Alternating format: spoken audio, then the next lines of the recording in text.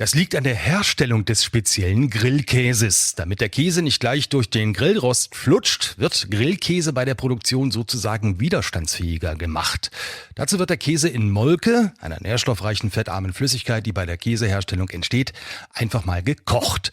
Dadurch verändert sich das Milcheiweiß und der Käse wird härter und bekommt eine gummiartige Konsistenz. Deshalb schmilzt er auf dem Grill auch nicht und das quietschende Geräusch beim Reinbeißen entsteht, wenn die elastischen Fasern des Käses beim Kauen an den Zähnen reiben.